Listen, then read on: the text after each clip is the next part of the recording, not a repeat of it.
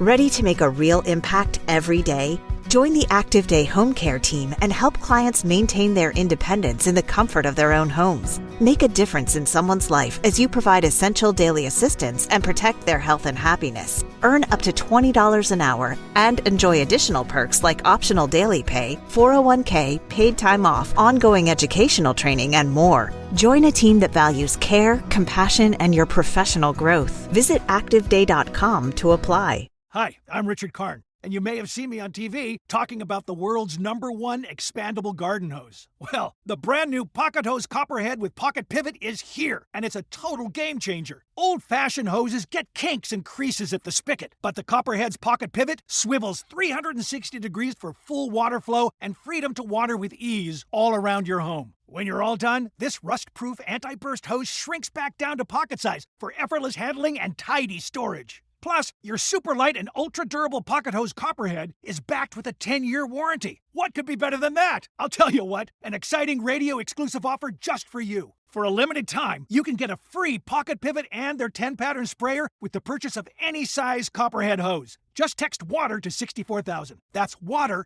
to 64,000 for your 2 free gifts with purchase. WATER to 64,000. By texting 64,000, you agree to receive recurring automated marketing messages from Pocket Hose. Message and data rates may apply. No purchase required. Terms apply. Available at pockethose.com/terms. Stop right there. Yeah, you. If you like all things entertainment, current events, or Hollywood, then look no further. Creator to Creators, hosted by director Meosha of Horror Noir, interviews filmmakers and creatives from around the world. Join in on the fun, guest celebrities, and informative information to have as a creator. Hit subscribe and stay connected to Creator to Creators. Hi guys, welcome to another episode of Creator to Creators today. Today we have a special guest. How you doing? I'm Malik Bazille, ladies and gentlemen. Welcome to the show, my friend. Thank you for having me. Thank you. I appreciate it. Yeah, thank you for being here. I'm so glad I can finally talk to you. I wanted to get you sooner, but just life happens. I was just about to say a lot. Life has done a toll on a lot of people. And I figure like now we can appreciate this moment that we're here now. Definitely. Yeah.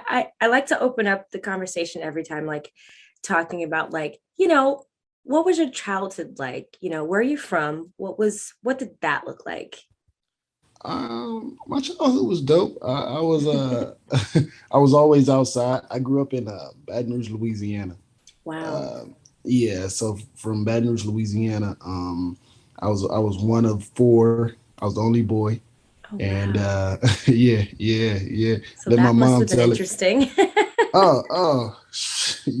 You'll think I'm the favorite, but let my mom tell it. She'll be like, if I had more sons, I'd have been out the hood by now. I was like, what? Nah, but she's cool. My dad did. He was always my best friend. My big brother. We were acting as a big brother, a friend, and a father. So we're that close relationship. He put me in boxing because he knew, nice. He put me in boxing at the age of 11. Wow. He was like, you're gonna be always outside and doing all this stuff. I just wanted to protect my sisters. Yeah, so, definitely. Yeah, so he put me in boxing, and Hurricane Katrina hit, and I just remember it was raining, and my dad, originally from LA, from Inglewood, California, I remember we was in the car and I woke up in Los Angeles. I kid you not. Like, yeah. So it's kind of like, so that transition, I don't know if you ever seen the movie The Wood. When, okay. So I was really the real life Mike. So yes. I'm from North Carolina. I don't know about anything. Yeah, but it was like it was great that I grew up like in the country living and then coming out here in LA living, and it's 2 different things, and a lot of people can't appreciate it. So I appreciate like the slow living, understanding the humbleness and where you come in, that Southern hospitality, and then coming from the LA lifestyle of like everyone's trying to make it in the industry, and then that balance is just such a great feeling and how to move out here in these LA streets. So my childhood was great. I have no complaints. I came from just a natural bad kid, basically. Supportive parents I see too that want to see you kind of like go, the fact that your dad put you in boxing, that's like, wow, like Like, I mean, that's awesome. I mean, Yeah, the he was things that at you learn. literally. Well, my dad, it was a middle class household in Louisiana. Wow, nice. It was a huge transition from coming from a whole house and the family, and then moving out here to an apartment. It's just like, it was it was it was like I said, a transition that I embraced, Hmm. because it was like, it brought us closer, because you have a house, everyone has their own room, Right. you always outside and all that, and then we come to the apartment, it's like, oh, okay, that we we all in here. But every Right. practice, my pops came to every boxing practice. He sat and waited until I was done. So yeah, it was very close. But when we moved out here to LA, the first couple of months he was in Chicago, so I couldn't Oh, see him because he was on the job. My dad is a painting contractor, so oh, he very was cool. working on a big job in Chicago. So the first couple of months I didn't have him in Chicago. I Oh, mean, in LA. So it was very. totally So I had to makes learn sense. a couple of stuff on my own. But thankfully, I had like friends, That's and nice. through boxing, that I kind of learned the LA streets. Wow. That's Yeah. awesome that, that's really cool that you discovered that. So did you, I guess, when you're so young and you're in it, it's like it's cool, but when you got older, did you start to like develop a love for it, or you really like you're really into Yeah. it?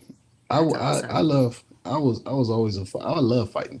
I'm talking about like anything I learned from boxing. I tried to do it Yeah. on the street. So that's Wow. how I was one of those kids. But Got it. it teaches you like certain qualities and characteristics that I didn't think I would learn from the sport. Like Got I it. just thought it was all about fighting, but it's also about discipline.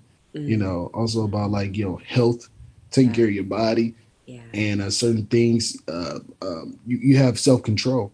Right. A lot of times I'll walk away from fights knowing that I can hurt someone, Yeah. and that's how I know, like, okay, a certain kind of maturity that boxing taught me that I thought I'd never get if I just played basketball or baseball or Yeah. football. I thought I would never get that kind of maturity at a young age where I was just walking away from fights and turning it down. So I think that my pops knew what he was doing Hmm. early, and I like that. But Yeah. I took it so serious that he'll pay me. Like if I Wow. didn't have a summer job, so he was like, "Look, your summer job is to win fights." So I go and win fights, and he'll pay me. And he's like, "You get used to it."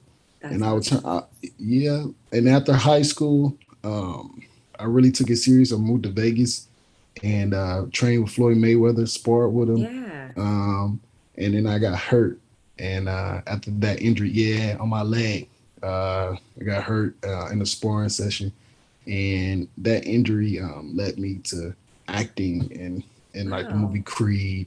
Yeah, my mom was happy about that. She She's like, finally, thank God he's out of finally, it. yeah, she had me like, my mom don't come. My mom don't come to any sport event. She was like, "Yo, all Oh right, no. never, not one fight, never." So yeah, Oh wow. she is funny. Yeah. So yeah. Wow. That's amazing that that led there. I mean, so I'm curious because it's funny. I used to actually, before I moved to California, I got my first like professional gig, if you will, was with Roy Jones Jr. That's my I guy. didn't know Yeah. him at the time at all. Mhm. And then because I get the job, it was a music video that I was shooting for him Mhm. with this artist from Florida because he's from Pensacola, and Yep. Mhm. that turned into 2 years with them. I was in Pensacola, Florida, just working on videos with What? him, and it was a really cool experience. I learned quickly who he was. I was like, oh, Mhm. Roy okay, Jones, yeah, he's the yeah, king down there in Pensacola. oh yeah, Yeah, 100%. Yeah, definitely. that's the guy out there. Nah, That's he's a cool guy. I had the opportunity to meet him as well. Like you said, I have the same experiences. It's like a humble country guy. He's cool. I like Yeah, him. exactly. Literally the Yeah. same. Like he has such a that I think it actually helps the foundation of when you do Mhm. go out and the big city or the whatever chasing the Yeah. dream world or Yeah. whatever, the fast-paced life, that Mhm. having that foundation, like you said, of the the slower country life, that you just get a different appreciation through life. And I think you just learn things differently. But it does help, I think, like, keep your foundation stronger or make it stronger. So that's awesome that you did that. That's awesome.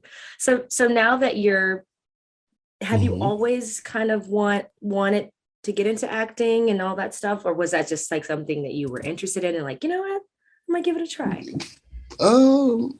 I just remember at the young age watching The Wire, and I saw those kids, in Louisiana, Fantastic. and I saw those kids boxing, and I was like, man, I can do that. And then I moved out here, and I needed an elective in high school, and I was like, I didn't want to get sweaty. I didn't want to get like any other like I can, I just took acting, and then my teacher, Mr. Pettigrew, was like, "I'm gonna put you in advanced acting." Nice. And then I was like, all right, cool, whatever. And then I grown, but I love like playing characters, and being outside of my element.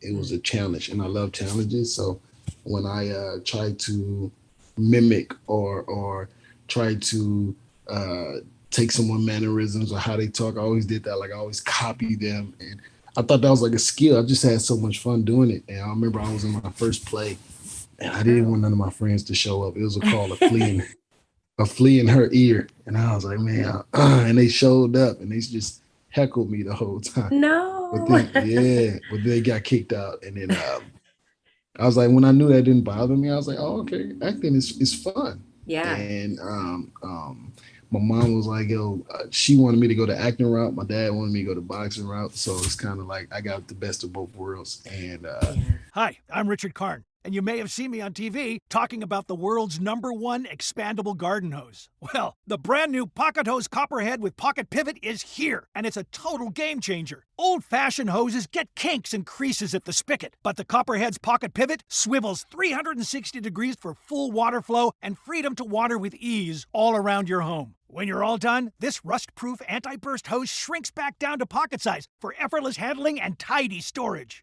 Plus, your super light and ultra-durable Pocket Hose Copperhead is backed with a 10-year warranty. What could be better than that? I'll tell you what, an exciting radio-exclusive offer just for you. For a limited time, you can get a free Pocket Pivot and their 10-pattern sprayer with the purchase of any size Copperhead hose. Just text WATER to 64,000. That's WATER to 64,000 for your 2 free gifts with purchase. WATER to 64,000. By texting 64,000, you agree to receive recurring automated marketing messages from Pocket Hose. Message and data rates may apply. No purchase required. Terms apply. Available at pockethose.com/terms. and she won at the end of the day because women always win. They really do. They always win. So she had the best part. But yeah, acting was that's something I wanted to do when I realized, when I was in that class, I figured I was like, yo, I can see myself like after I retired from boxing, me thinking like I have a cool little look to myself. So I'm gonna just do some, acting and just stay around it. And I heard I was still in the boxing gym and acting came to me, and I explained my childhood friend named Corey Collette. He's the trainer of Michael B. Jordan. He was in the boxing gym that day, and he saw me and was talking, and I saw Michael B. Jordan when I was in Vegas at Floyd Mayweather's gym. Like a couple of weeks prior. So we kind of remember, we had a little history, we were talking. Yeah. And I'll never forget, he was like, yo, I like a vibe. I like to, a vibe from you. Yo, this guy who's in the ring, they want him to play the part, but I like you. If you can beat him up, and I definitely like have you in the part. I took that as a championship fight. Yeah, so I beat the piss out that guy. And I remember, and Michael invited me to his crib, and he had a phone. He had me on like FaceTime with Michael Cougar. I said Ryan Coogler, and we literally wrote me a part right then and there. And that's awesome. I was like, damn, thank you. Yeah. So that kind of like led me to, the industry, the industry, quote unquote, the Hollywood.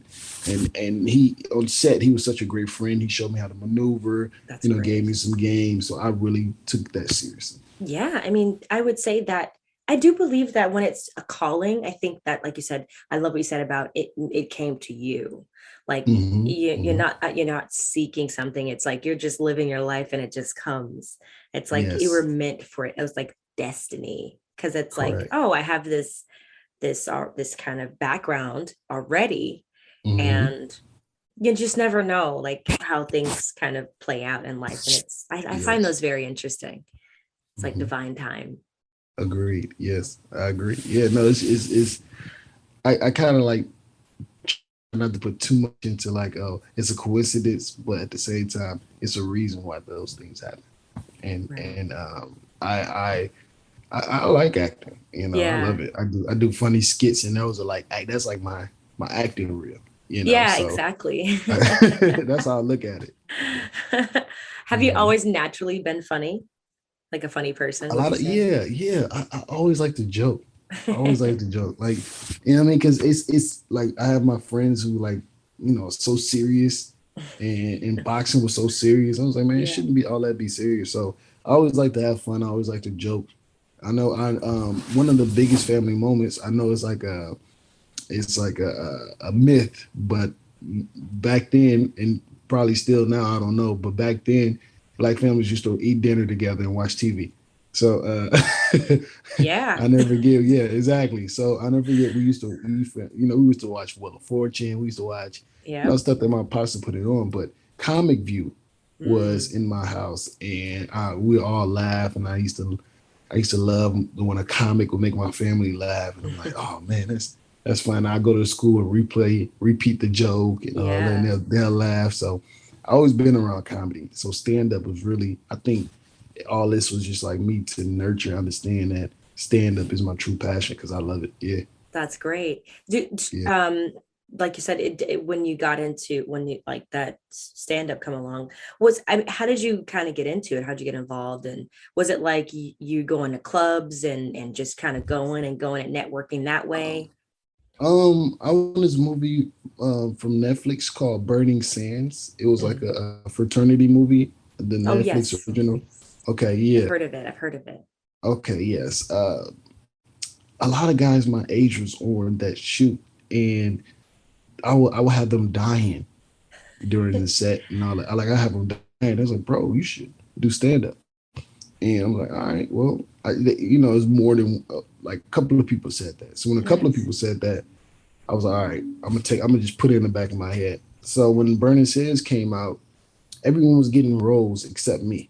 Oh, I was like, damn, all right, wait, is it my agency? What is going on? So I was like, okay, well, I didn't think nothing of it, but my pops always said, like, bro, I think you need like more than acting. You need like you can't be a one trick pony. So I was mm, like, all right. He was like, do what you got to do. Like, I was like, well, I like stand up.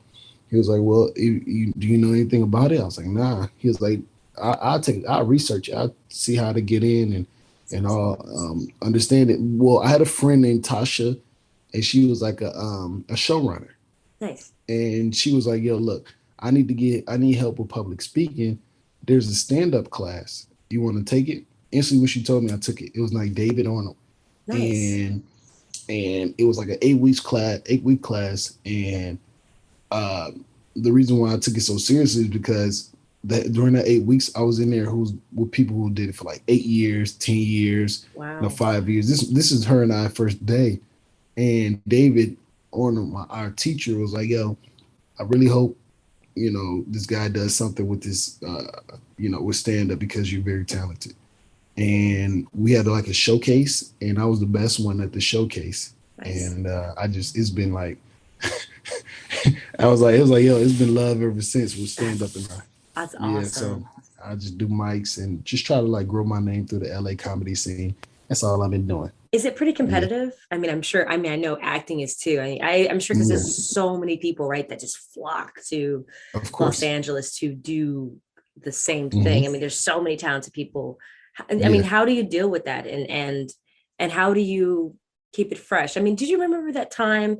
And not to just mention her, but Amy What? Schumer, everyone talks about her because What? she's kind of been known of taking jokes and kind of just retwisting them and using it as her own. I Yeah, mean, of they've done course. Yeah, like, copying. Yeah, yeah, yeah, yeah, but yeah, how do you keep it fresh as an act, like as a comedian, and just how do you what inspires you? Your point of view. Every Mm, day, every situation is a joke in it. If it's truth, there's a joke. right. So I just try to keep it. What frustrates me, Okay. what frustrates, and I just talk about it, and then just try to make it as relatable as possible. And sometimes you get personal jokes. We all, if you really look at it, if you talk about the same jokes, I mean, if you let's go to a stand-up show, we all live through certain situations, and we just talk about it. And keeping it fresh and coming up through the comedy scene and the competitiveness, I think that it's competitive, of course, because everyone wants stage time, and now you have these YouTubers or these these people who put out videos. They're doing it with all these followers, so it can be saturated a little bit, but because everybody want to be a stand-up comedian. But if you're being you and you're being authentic, I think people gravitate towards you, and that's how I started getting booked on shows, because I just did it my own way. I love that. I knew what I wanted. I knew my style. It's not. I didn't. It was struggles at first because I came from boxing. I wasn't nervous. I wasn't scared. To getting on that stage. I was like, yo, look, I'm not getting punched in the face. So I always had confidence. and acting gave me stage presence. So I had confidence in stage presence. Now my jokes was all right, but my confidence in stage presence back then would carry me through. Right. So I kept that going. And then now I start to more and more understanding like how to write a joke, how to structure a joke, how to create a bit. It's like a puzzle piece. Like, oh, okay, put it over here, and then boom. And then once you can get as much as you can out of that joke, you maximize it. Right. Go on to the next one. So that was my thing. That was my my goal. So for the other people that's like come in and move into LA, it can be flooded. Yeah. But I mean, look, as long as you kill on every show, it's like, yo, that's what it was. And trust me, I had my ups and downs, but I think I'm at a point now where I'm very confident and I feel like I can follow anyone and do my own, just your charisma and your personality comes out. They was like, who are you? And that's why I think that if you bomb one show, everyone hears about it. You better be Floyd Mayweather on that stage, because everybody like it's less bookings than it's kind of scary. It's like, you can't control the audience. You just never know what it's like going in. You just kind of have to just be that fearless self and confident person. But how do you deal with hecklers? I'm curious. Have you had any hecklers in? Yeah, I had one last night. That's crazy. She was this black woman in her front row, and her and her man, and she did fitness, and I was like, why are you heckling me? And I was like, all right, since you want to do something, let's do it. So but they want you to neutralize them with jokes and all that other stuff. They just sit down and they take it. But I don't necessarily have too many hecklers, but it was just so odd that I had that one in a long time. And I'm looking for any reason to get off my set and just talk about it. But I usually try to like take the audience on a journey. Like I try to like put everyone in the car. Hey, we're gonna take, it's like a amusement park. Like everybody getting on this ride, you're gonna enjoy it for my time. And then at the end, they let you go like, ooh, okay. That's how I kind of, but you get that one person was like, nah, I don't, so hecklers are, they're interesting. They're interested. They just want to be a part of the show. And once you realize that, it was like, okay, they know how to deal with them. But I don't really have too many hecklers like That's that. Good. I hope, I don't know, it was weird last night. I hope I don't get any more, because I can't just enjoy the show. But I understand like people are rowdy now, we're outside, we're trying to relearn how to act in public places. Yeah. Right. So it was very odd it was very odd for me. But I mean, I deal with them as much. I keep it all comedy. I say that. Good. I keep it comedy. Yeah, I watched one of your actually a few of them. I've actually seen you in person, and I think you're hilarious. Thank you so control much. it super, super well. I appreciate that. But I think what's cool, what I like about you is that you can have your bit going, and then someone says something, and you kind of you'll say something to the person, you'll make a joke, and I'm like, how does he come up with that? Is so good. And you just go right back to whatever it is. That's so cool. I think it would take so much.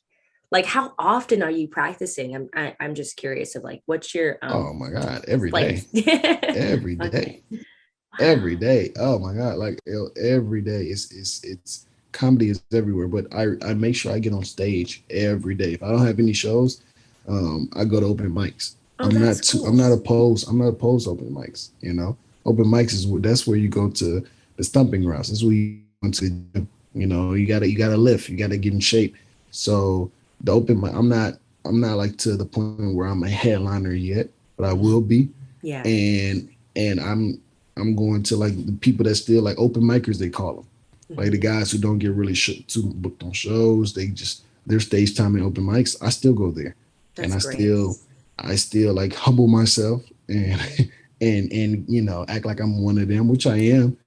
And that's why they like, and these guys, some of these guys are going to be someone in this industry. I think there are a lot of writers. They're in the Yeah. writers room, and you never know. But I treat everyone the same, and I'm never too big for my britches, and I just go to the gym I every love day. I that. just put in the work. Yeah, I that's it. love that. I think that's really Mhm. cool and I find that very cool and awesome that you do that because it's a muscle and you have to keep Mhm. practicing it because, Yeah. it's like that thing in like film, Mhm. as someone who's a director, cinematographer behind the scenes, Yeah. when I like to always write stories and do like projects on the side of the bigger projects that I have coming up through my agencies or something like that. So it's always good to Mhm. keep that going. Yeah. So yeah, I totally agree with that. Um, are That's you thanks. Are you writing like are you working on anything at the moment? Are you coming out with something? Is there some I good. mean, yeah, I'm just curious. I'm doing I'm doing it all. If anything revolves around stand up, I'm doing it. I love Funny it. videos, stand up. Period. I'm writing my own YouTube series. We're trying to do. Awesome. Yeah, we're doing it. Fantastic. Yeah, I love skits. I was like, why don't we just continue to just put something out on YouTube, build that fan Yeah. base up over there. Um, Anything every day. It's like I'm putting my hands in something, and auditioning, That's great. for funny roles. So yeah, trying to see it like I auditioned for White Man Can Jump, the Oh reboot. yeah, that one. Yeah, That's right. I yeah. heard that's coming out. I was like, yeah, the script was good. I was like, okay, cool. Let me just.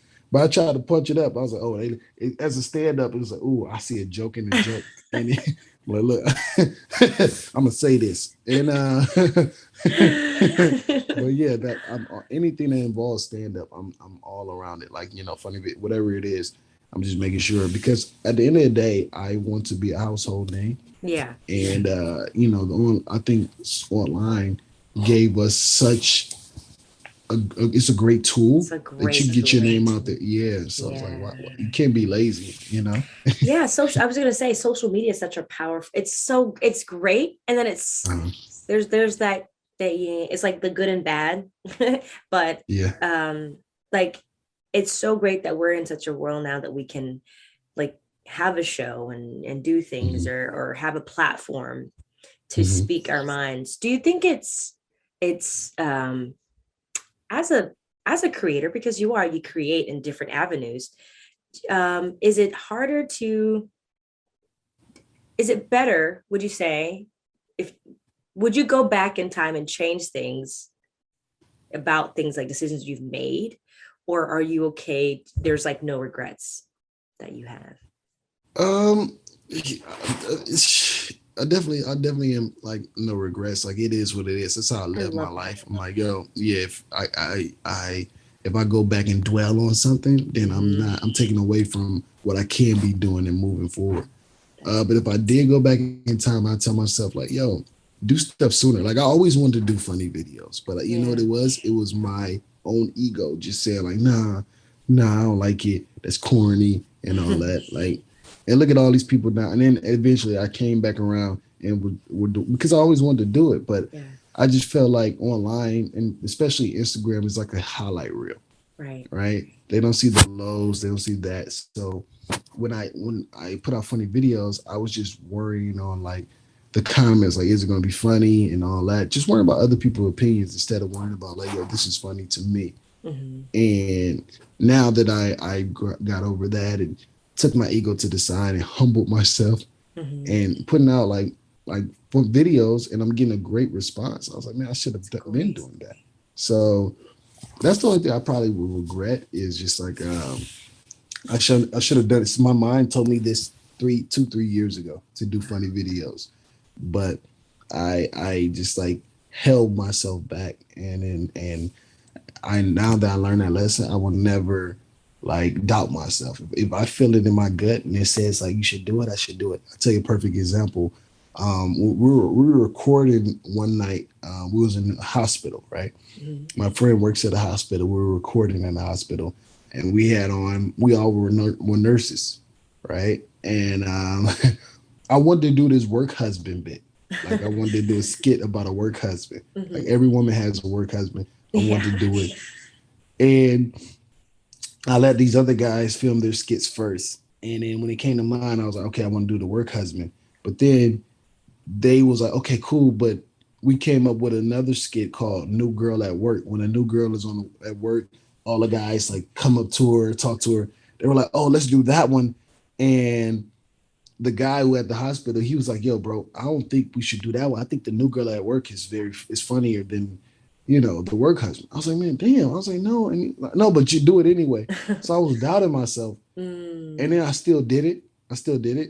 And that video ended up like doing so much. I think it's at 2.2 million right now on Instagram. Nice. Fantastic. Everyone's reposting. Yeah, like that video did so many numbers that it catapulted me to like getting my followers up, my fans, and people like new fans that I didn't expect, and they're going to my old videos.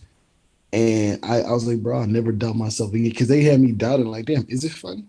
And then it blew up. So I will never doubt that. Not to, if anyone is listening, don't doubt yourself. If your gut tells you to do something, it's a reason why.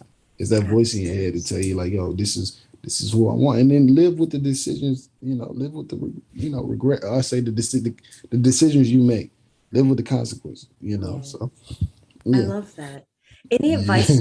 Oh, actually, before I get into that, you have a podcast.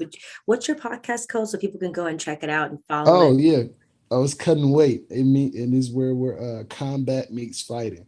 Awesome. Combat means funny, meets funny. So we just like, we talk about boxing, we talk about like life, we talk about everything, current events, and we make it funny. It's just like if you ever wanted to sit in a barbershop and you can't do it as a woman, we talk about certain topics. And it's just like so relatable. We just chill. We freestyle. I mean, none of us can rap, but it's just like it's a good time.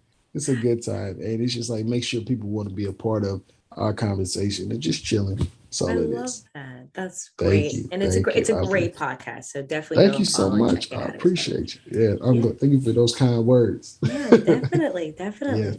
I'm sad I'm not there anymore in the LA area. I moved. We have to get you back. We have to get you back. I'm sad as well.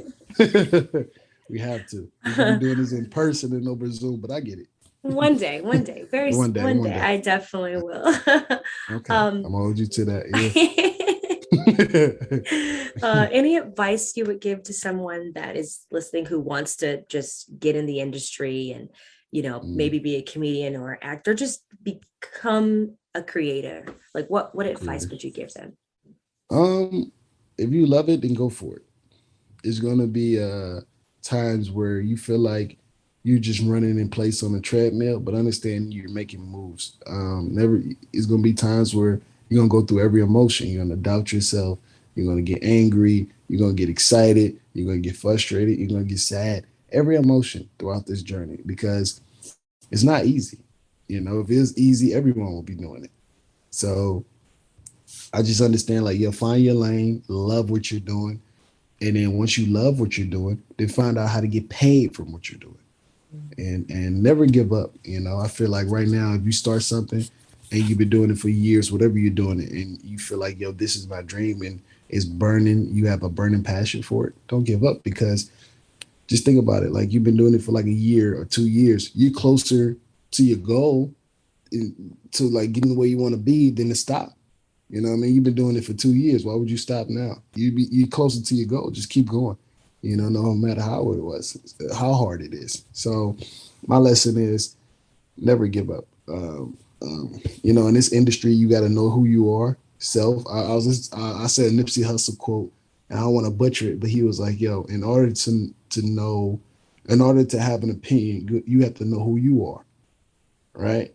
And it's going to be times where Meaning like there's gonna be times where you're gonna have to say something, and comments or in the fight, the blowback gonna be coming right back at you. But if you know yourself, you don't doubt yourself. You know, you're an individual for a reason, and what makes you unique. You know, so that's all. That's the advice I have: is just don't give up, be happy. Whatever you do, you know, find a passion for it, and after you find a passion for it, find profit. How you get paid, you know, from your art or whatever you want to do. So that's all I did. I love Yeah, that. What get a great, paid for it at the end of the day. heck yeah. Yeah, get at the end of the day.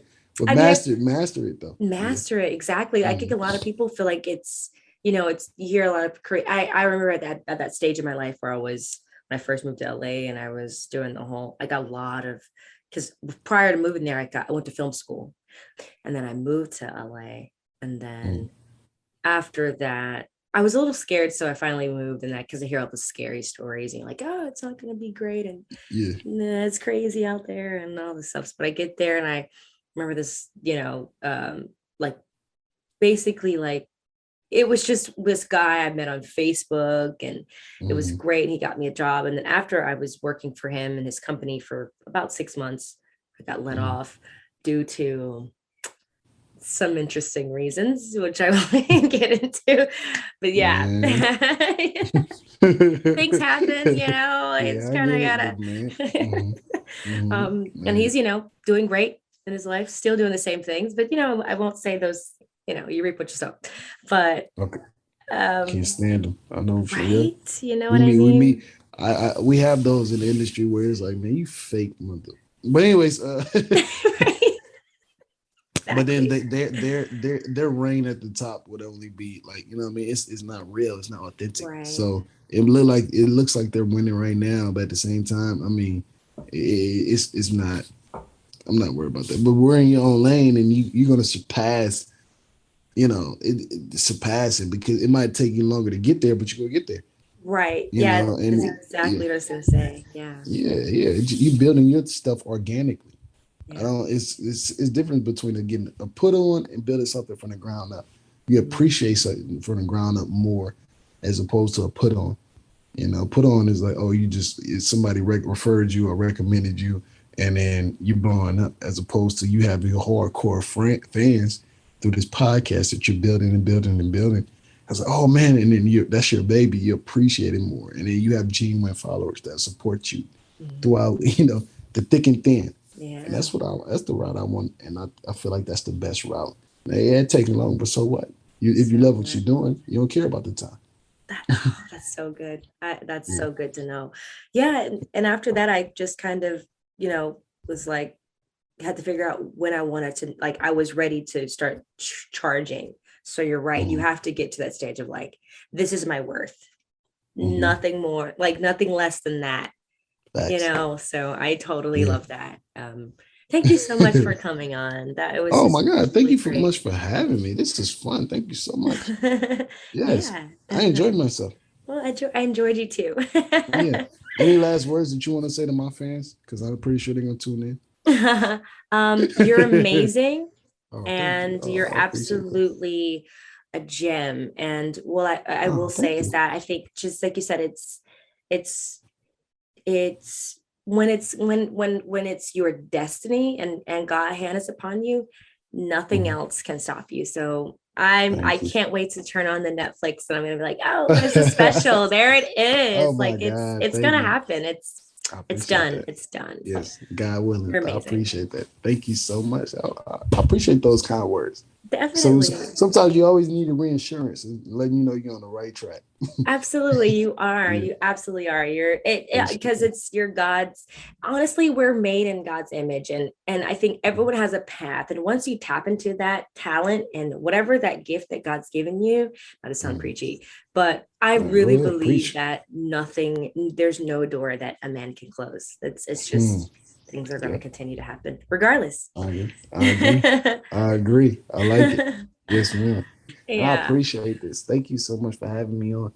Thank you again. And please follow her. This is so fun. I don't know if y'all listening, but please follow her. Please. And understand, like, y'all don't understand how much it takes to put in a podcast. You know what I mean?